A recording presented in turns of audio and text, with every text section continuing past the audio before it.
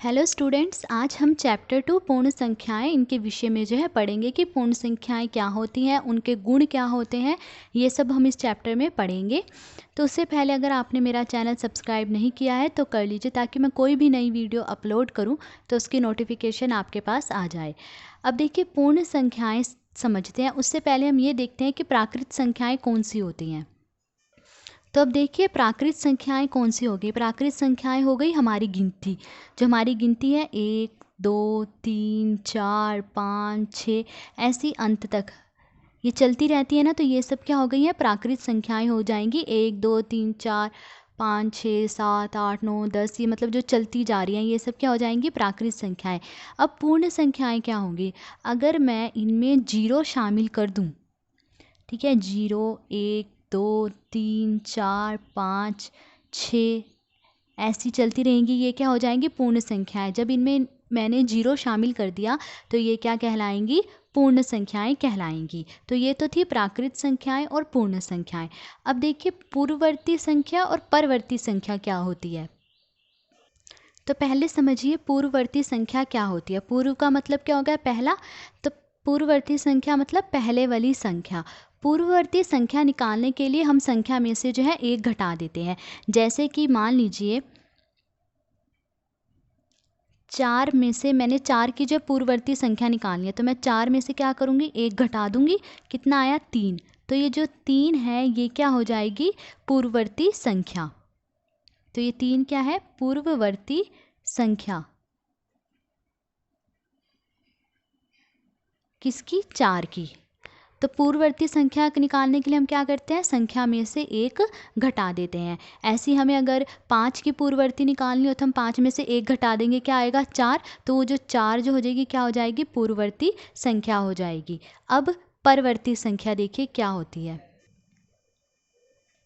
अब देखिए, परवर्ती संख्या कौन सी होती है। परवर्ती संख्या का मतलब है बाद वाली संख्या। और परवर्ती संख्या निकालने के लिए हम संख्या में क्या करते हैं, एक जोड़ते हैं। जैसे कि अगर मुझे 4 की परवर्ती संख्या निकालनी हो तो मैं 4 में क्या करूँगी, एक जोड़ दूँगी, क्या आया, 5। तो ये जो 5 है ये क्या है, परवर्ती संख्या। ऐसी अगर मुझे 8 की परवर्ती संख्या निकालनी हो तो मैं क्या करूँगी, 8 में एक जोड़ दूँगी, क्या आया, 9। तो ये जो 9 है ये क्या कहलाएगा, परवर्ती संख्या कहलाएगी। तो ये थी पूर्ववर्ती संख्या और परवर्ती संख्या। अब हम समझते हैं कि संख्या रेखा क्या होती है।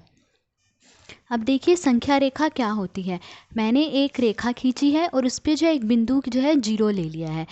अब मैंने जो है जीरो के बाईं और दाईं ओर जो है बराबर दूरी पर जो है निशान लगाए हैं। देखिए, मैंने बराबर दूरी पर जो है दाईं और बाईं ओर क्या है, निशान लगाए। बाएं हाथ की तरफ है तो बाईं ओर, दाएं हाथ की तरफ है तो दाईं ओर।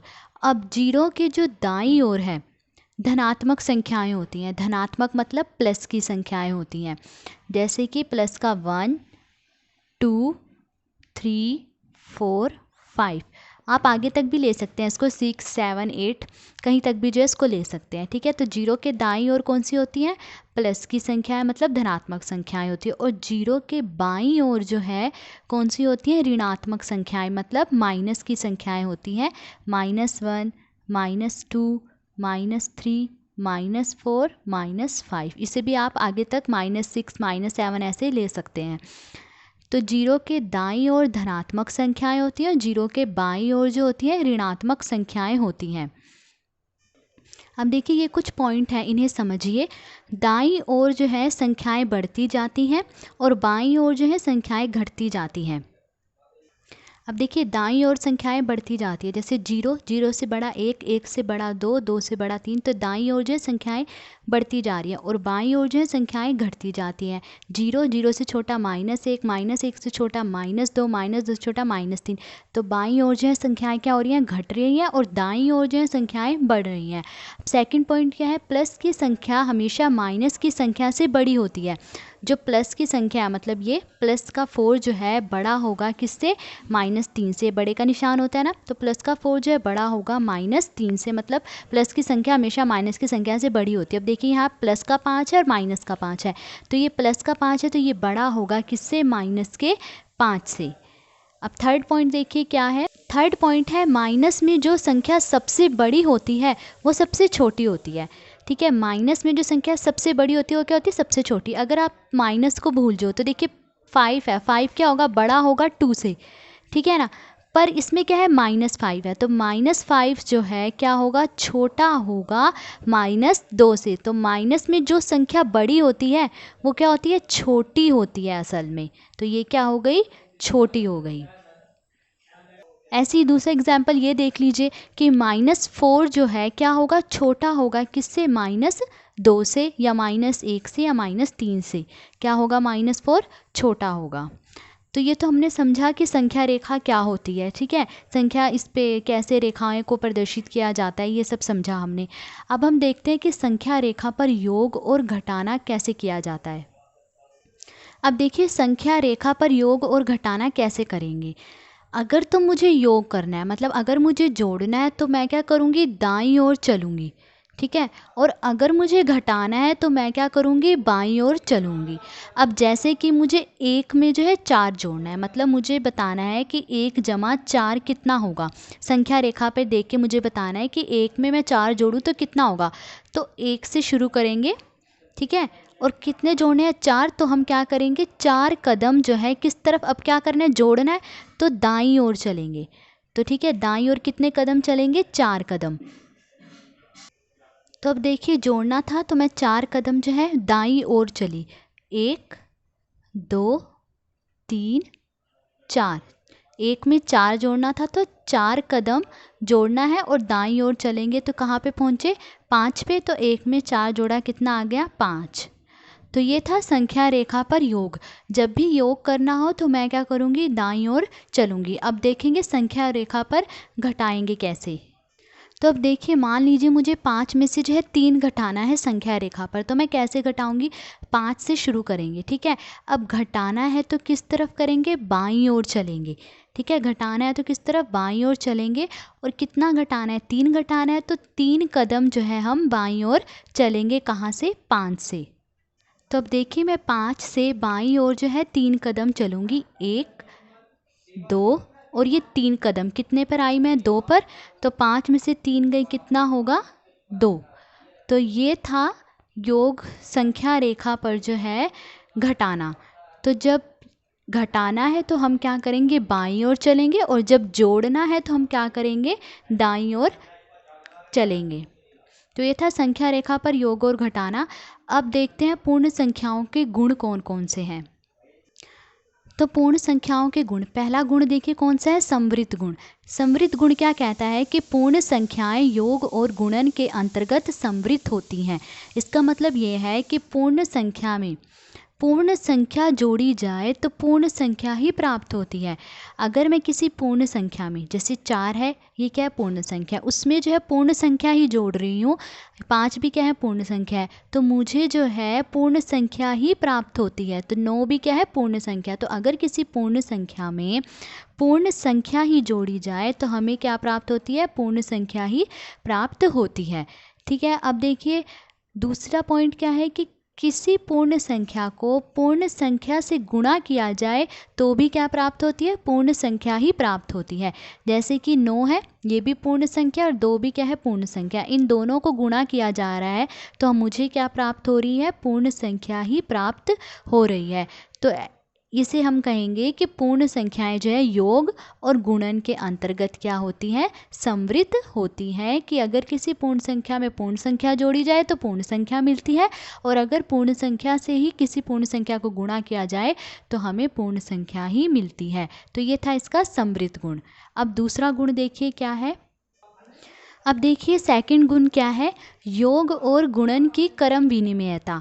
इस गुण में देखिए 2 पॉइंट हैं। 2 संख्याओं को किसी भी क्रम में जोड़ सकते हैं हम, जो है किन्हीं 2 संख्याओं को जो है किसी भी क्रम में जो है जोड़ सकते हैं। जैसे कि 5 में मैंने 2 जोड़ा, कितना आया, 7। अब अगर इसका क्रम बदल दें, मतलब पहले 2 और बाद में 5 जोड़ लें, तो भी क्या आ रहा है, आंसर सेम आ रहा है, 7 ही आ रहा है।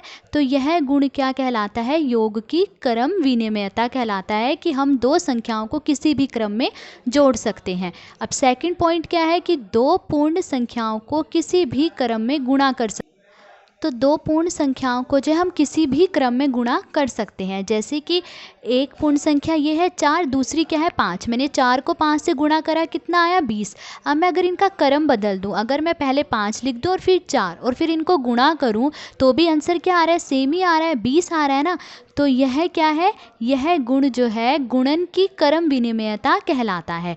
तो अगर दो पूर्ण संख्याओं को किसी भी क्रम में जोड़ूं, ठीक है, सेम आंसर मिलता है मेरे को, तो वह गुण क्या कहलाता है, योग की क्रम विनिमयता कहलाता है। और दो पूर्ण संख्याओं को मैं किसी भी क्रम में गुणा कर दूं, तो वह गुण क्या कहलाता है, गुणन की क्रम विनिमयता कहलाता है। तो ये था क्रम विनिमयता का गुण। अब अगला गुण देखिए क्या है। अब देखिए सेकंड पॉइंट क्या है, योग और गुणन की क्रम विनिमयता। तो इसमें जो है 2 पॉइंट है। पहला पॉइंट है कि दो पूर्ण संख्याओं को किसी भी क्रम में जोड़ सकते हैं। जैसे 5 जमा 2, ठीक है, मैंने 5 में पहले 2 जोड़ा, कितना आया 7। अब मैं अगर इसका क्रम बदल देती हूँ, मतलब मैं 2 में 5 को जोड़ देती हूँ, तो भी आंसर क्या आ रहा है, 7 आ रहा है। तो मैंने जो है दो पूर्ण संख्याओं को किसी भी क्रम में जोड़ा और मुझे आंसर क्या मिला, सेम ही मिला। तो यह गुण क्या कहलाता है, योग की क्रम विनिमयता कहलाता है। ये था फर्स्ट पॉइंट। अब सेकंड पॉइंट देखिए क्या है। सेकंड पॉइंट है कि दो पूर्ण संख्याओं को किसी भी क्रम में जो है गुणा कर सकते हैं। जैसे 4 और 5, ये क्या है, दो पूर्ण संख्याएं। मैंने 4 को जो है 5 से गुणा करा, कितना आया 20, ठीक है। अब मैं इनका क्रम बदल देती हूँ। अब मैंने 5 को जो है 4 से गुणा कर दिया, ठीक है, क्रम बदल दिया, तो भी आंसर क्या आया 20। आंसर जो है दोनों बार जो सेम आ रहा है, क्रम बदलने के बाद भी जो है आंसर क्या आ रहा है, सेम आ रहा है। तो यह गुण क्या कहलाता है, गुणन की क्रम विनिमयता कहलाता है। तो ये था क्रम विनिमयता का गुण, ठीक है। अब अपने नेक्स्ट गुण की तरफ चलते हैं। अब देखिए अगला जो गुण है वो है योग और गुणन की सहचारिता। यह गुण जो है ना, ये 3 संख्याओं में होता है, ठीक है। यह गुण जो है कितनी संख्याओं में होता है, 3 संख्याओं में होता है। अब देखिए मान ली मेरे पास जो 3 संख्याएं हैं, 2, ठीक है, 3 और 6। ये 3 जो है पूर्ण संख्याएं मेरे पास। अब मैं इनको इस प्रकार जोड़ रही हूँ। पहले जो है योग की सहचारिता देखिए इस प्रकार जोड़ती हूँ मैं। पहले जो है 2 और 3 को जोड़ लेती हूँ, ठीक है। मैंने 2 जमा 3 इन्हें जोड़ा, ठीक है।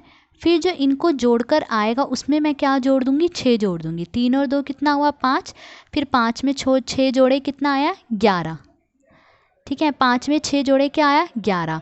अब ऐसे ही मैंने पहले इन दोनों को जोड़ा था। अब मैं जो है इन्हें ऐसे जोड़ती हूँ कि मैं 2, ठीक है, जमा, अब मैं 3 और 6 को जो है पहले जोड़ लूँगी और जो आएगा उसमें क्या करूँगी, मैं 2 जोड़ दूँगी।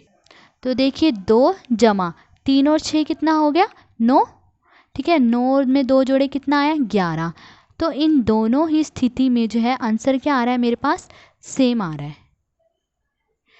तो चाहे मैं पहले इन दोनों को जोड़ूं फिर जो आए उसमें इसको जोड़ूं, या फिर पहले इन दोनों को जोड़ूं और फिर उसके बाद इसको जोड़ूं, आंसर जो है सेम आ रहा है। तो यह क्या कहलाता है, यह कहलाता है योग की सहचारिता, या फिर आप ऐसे कह सकते हैं कि यह जो है पूर्ण संख्याओं के योग का सहचर्य गुण है।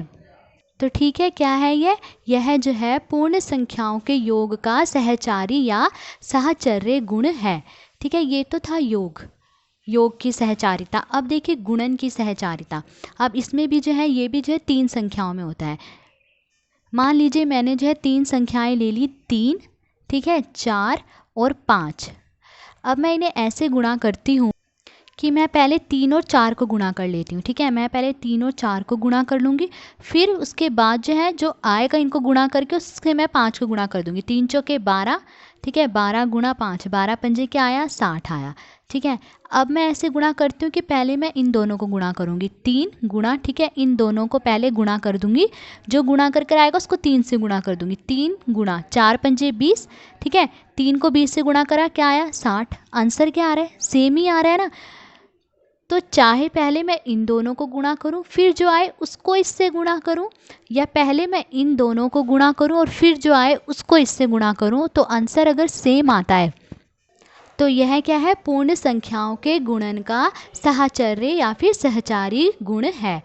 तो ये था पूर्ण संख्याओं के बारे में जो है हमने अच्छे से पढ़ लिया है इस वीडियो में कि पूर्ण संख्याएं क्या होती है, उनके गुण क्या है, ये सब पढ़ा। अगर आपको वीडियो अच्छी लगी हो तो please like, share and subscribe. Thank you.